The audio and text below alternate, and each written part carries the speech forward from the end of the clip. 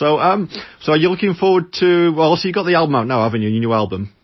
Yes. Well, obviously, can we talk about that first, then we'll talk about the tour after? Yeah, of course. No, that'd be lovely. Thank you. I mean, well, if you want to start, I mean, what's your reasoning behind the tracks you chose for this album then? Well, I think the whole sentiment of the album. It's been 4 years since my last album came out, and a lot's changed in that time. And I was just married when the last album came out, but two children since, and I just felt in a very different place really than ever before. I'm making music, and that I felt very thankful and settled and happy, and I thought that was a really nice feeling to take into the studio. So so it's sort of, it wasn't really about making a showy album. I didn't feel like I had anything to prove, and I think that's also probably just from being so settled, is I just wanted to make an album that was really emotional, that was really sort of opened my heart and intimate and personal, but things that really moved me, because if I hoped if they moved me and that came across in the music, that it would help to help to take the listener on a journey as well. I guess so being a new parent when you were writing this album, or about to become a parent, that's the reason behind it, I guess, because of the emotional things, connection to the music and with you being a parent. Would that be right? Yeah, I think it was a mix of things, being a parent and realising sort of all the wonderful things that come with that, but also, sort of songs that, like Jealous of the Angels, that sort of, make you think about people you've lost, like in my case, my dad. I think that there's a sort of quite a strong spiritual sense to the album, and that's because, I learned to sing in church, but also in recent years becoming a presenter on Songs of Praise. That sort of really brought my face to the fore, in that I've met so many wonderful people who have sort of, I've just been quite inspired by, in terms of that they worship in different ways. It's not just about being in church, there's sort of different ways that they fit that into their modern lives, and so I found that really interesting. And I guess that's really why the album's called Guiding Light, because it's a sort of lots of different things, taking me on I feel that are guiding me along a path. Yeah, it's very spiritual, I guess, isn't it? A very spiritual journey for yourself. Yeah. I mean, what do you? I mean, with the tour then, if I can touch on that. I mean, obviously it'll be with the same music you're going to sing on the tour, on the album, from the album, aren't you? I guess, is that right? Well, not just stuff from the new album. So there will definitely be, at least 4 songs or something from the new album. Yeah. Okay. But I always find that with me, I'm not allowed to go on tour and then not include some of the most favourite and requested songs. So there will be, the ones that people, always ask me to sing, and some from the past. Gosh, I can't believe I'm saying this, but 13 albums. So there'll be, it won't just be from this new album. Yeah, I mean, you've had so many albums, and obviously you are the most popular and the highest selling female in classical music, or the artist in classical music. I mean, what's it feel like to be Katherine Jenkins, though? When it's sort of, it sounds like somebody else. It's the weirdest thing is that I've often felt quite not removed from it, but for example, when I got the record deal in the first place, my mum and I, we did not believe it, and even though I'd signed the contract, mum and I were like, wow, things like this don't happen to people from Nice. So it was almost like it was sort of going to be taken away at some point. Because it just was so, I didn't know anybody at all in the music business, or and it just felt like a dream. And there's still times where it sort of feels, I'm sure you heard me then when I said 13 albums. I'm quite shocked that it is 13 albums, because when I look back to the first, I was so excited to be making one that it never ever crossed my mind that I would be able to make them, 15 years into the future. So you're not complacent then? You still wake up every day thinking, wow, I'm fortunate, where you are. I honestly still feel so lucky, that people still want to come to the concerts, and, when people come up to me in the supermarket and say nice things, I always just take that as just a massive compliment, and don't expect it to be something that always happens, because, it's really down to people who like go out and buy the album and support me in that way, and you can't ever take that for granted. No. I mean, what prepared you best for being a singer then in the first place? I know you went to college and you did music, and what prepared you best for once you got the record deal, let's say?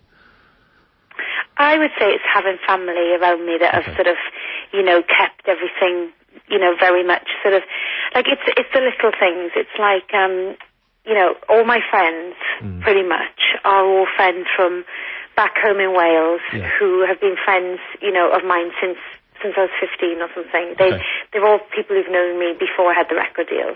Yeah. So they're people that I really value in my life. But it's the little things like when you go to, like I remember when I, was going to perform on Michael Parkinson for the first time, or, you're going on Jonathan Ross, or you're singing for the Queen, or something like that. And when the family get really excited, they say, can we come? And I think it just reminds you that actually this is a really lovely thing and it's really exciting. And so you never get used to it. It's just that again. It's never just that again. I think you have to be excited about it every time. I mean, because you've been on so many shows, I could speak all day about the shows you've been on. You've been obviously Dancing with Stars in America, Songs of Praise you're doing now. I mean, but is there anything that you've not done that you still would like to do in the entertainment industry, on TV-wise, I mean? Well, I would like to, now that I've got young children, I would love to do like a Disney animation or something like that. That would be, I think that would get me a lot of brownie points at home. Yeah, I mean, I'm surprised you've not used your music in any Disney film, to be honest. I am. I know, I would, and I'd really love to do that, so I'm hoping that at some point that will happen. Yeah, I'm surprised. Like you say, the kids will finally connect with you, thinking, that's my mum singing yeah. a Disney film. So what music do you listen to yourself then, personally, when you're not obviously not singing and performing? What do you listen to yourself? It's really hard because at the moment I feel like I don't get a chance to do anything for myself. Okay.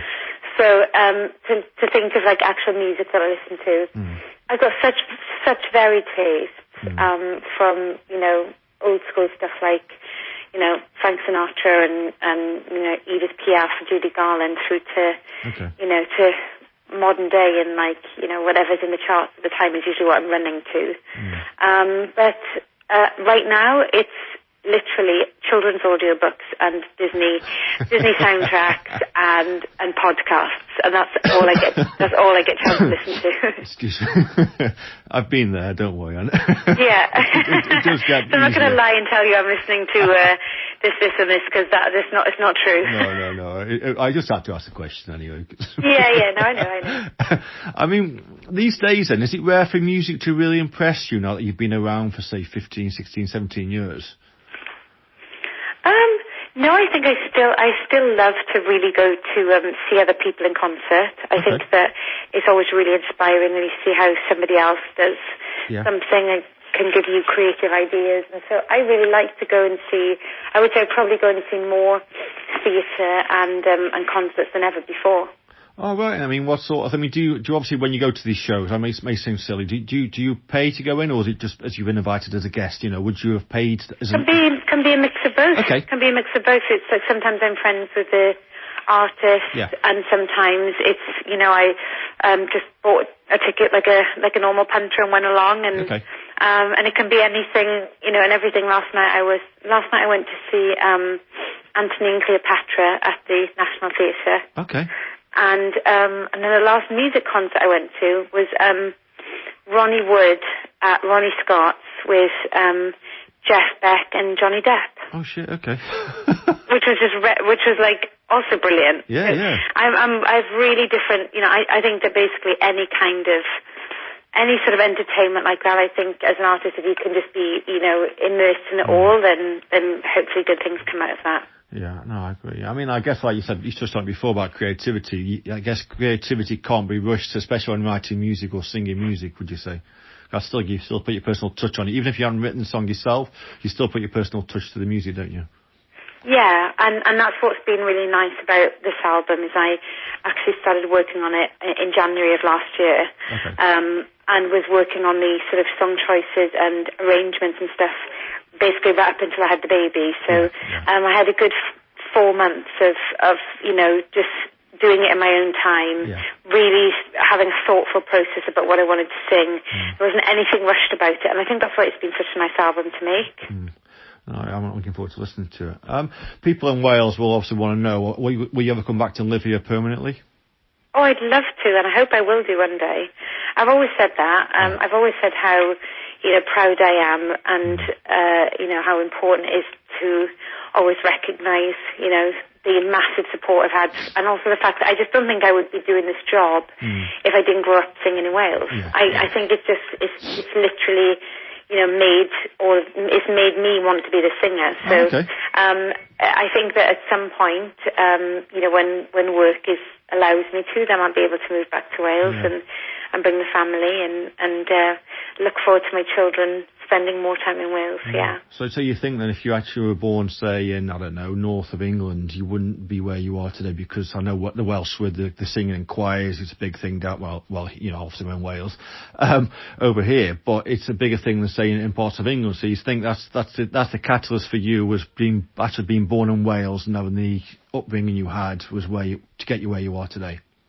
I think that what it is that the Welsh community is just so good at, we sing everywhere. We sing in the pub, in the rugby, male voice choirs, family parties, whatever that might be. And then on top of that, you've got all these sort of Eisteddfods and, national youth choirs and like I said, male voice choirs and stuff. There's firstly a level of just people sing and they're not embarrassed to get up and sing, which I think is a big thing. There's no sort of like, people aren't embarrassed to just get up and do it. And then secondly, there's a lot of opportunities to encourage singers at a young age. So like I said, there was just, I was a member of about 4 or 5 choirs when I was a kid. And I just think that having that opportunity to grow up in that really helped me, because I had so much experience under my wing as a child. Just as a child who liked singing, that sort of helped me on my way then and helped me develop my passion. I mean, would you say then, like, obviously you brought up with faith, I guess, as a Christian, I guess, were you born a Christian? Is that right? Yeah. So I guess having been part of, the religious upbringing, that helped you with singing in the choir. But do you think, would you have said that any of the contemporaries around you, would they all from a religious background when they're singing in the choirs, or was it a mix, do you think? Well, do you mean like other singers of my, known singers? Yeah. Yeah, so like, same, Ala Jones. Yeah. Charlotte Church. We all, I would imagine Bryn Terfel. Okay. We all have a Welsh choral background. Yeah. And I just think that's something that's, by the way, it exists in other places as well. And, there's lots of great chorals singing across the UK. But I just think that there's something that is known around the world for Wales being the land of song. And I really do think that I had that experience. And I'm so thankful I did. No, I'm so thankful you were born in Wales and you were singing as well. So, I mean, what's the biggest misconception that the public has when they meet you in person? Like you said earlier about you maybe go to the supermarket, go to a concert. When someone sees you and think, oh, it's Katherine Jenkins, what's the biggest misconception that people can have about you? If somebody meets me, the first thing they say to me is, "You're tiny." Okay. Every time. Everybody thinks I must be. I think everyone thinks I'm a giant. I thought you were tall. No, I'm really small. No way. I'm not really small. I'm 5'4". Get off. But I think that because of the long dresses and on TV, that must make you look taller. Bloody hell. That everybody thinks I'm, without a shadow of a doubt, every time, oh my gosh, you're teeny. All right, okay. Maybe when I do meet, 'cause I met Charlotte Church recently, and she's not very tall either. So yeah, I thought she was taller than she was. I've got one last question then. What would you say the highlights have been of your life so far? Then, I mean, you've done so many things. What is the biggest highlight? Well, if we're just talking professionally, because obviously I'd have to say that getting married and having the kids, number one. But I would say professionally would be going out to to the war zones. Yeah. And I think it's something that surprised me, because obviously when you're learning to be a singer, and you're sort of imagining, oh, wouldn't it be amazing if one day I could sing at the Royal Albert Hall, or that kind of thing. Yeah. You're not imagining singing in a war zone, but they have turned out to be the best performance memories ever, just because you see how much it makes a difference. They're sort of so unique, and they've met amazing people on those trips, and it's my way of, giving back. So, I'd have to say, like, Afghanistan and Iraq and all those trips. Yeah, so I remember when you did Iraq, you were in the Welsh Guards. I'm ex-army. I did 12 years in the army, so I got out. Who were you with? I was attached to the Welsh Guards for a year, but I spent most of my time with Royal Signals or brigade level, so in Germany, Northern Ireland. But I got out in 2010, so I did all the, what went off. But I know that people had met you in Iraq and said you were really nice, actually. So I just did, last week I did a show for the Welsh Guards. Oh, okay. We don't like advertise them. So I just went and did a show for them. Yeah. They were in, I think they just come back from like 7 months in Afghanistan again. Yeah. And so they had like a homecoming, like, night off. So they had like the British Forces Foundation. We put on a show for them with like me singing and a comedian, lots of drinks and all that kind of stuff. Are they still in fun. London? Are they in London again? Are they? It was actually in like Aldershot way. Okay. And then I think they're all going home then. Yeah, no, they were a great bunch. I was attached for a year with them before that. I was at St Athan, they all sleep over here. But they were a great bunch of lads, actually. One of the reasons well done you. Thank you for... No, thank you. Well, thank you for what you've done, when you've gone out to the war zones. Like I say, I've known people that have met you, a few people, and they've all cherished the pictures they've got of you. And I was thinking, who's that? And then obviously it's Katherine Jenkins, and so they've all said how nice you've been and humble, and very, very warm to them. And this is guys that have suffered, and as well. So, thank you for what you do. And I love it. I keep doing it, I promise. I love it. No, thank you. And I'll hope to come and see you in Cardiff then when you're here next year. So. Oh, you are coming? Okay. Yeah. So will you be coming to that? Yeah. Say hello if I can. Yeah. We'll make sure that you can get to come back and say hello or something after the show, so I can meet you in person. Oh no, thank you. I appreciate that. Thank you. Wonderful. Okay. Well, you enjoy Christmas with the family and your husband. I'm sure it'll be really nice anyway. So. Oh, thank you, and to you. Have a good Christmas and a Happy New Year. No, thank you, Katherine, and I'll see you next week. Thank you, Katherine. Bye. Thank you, Diolch. Bye.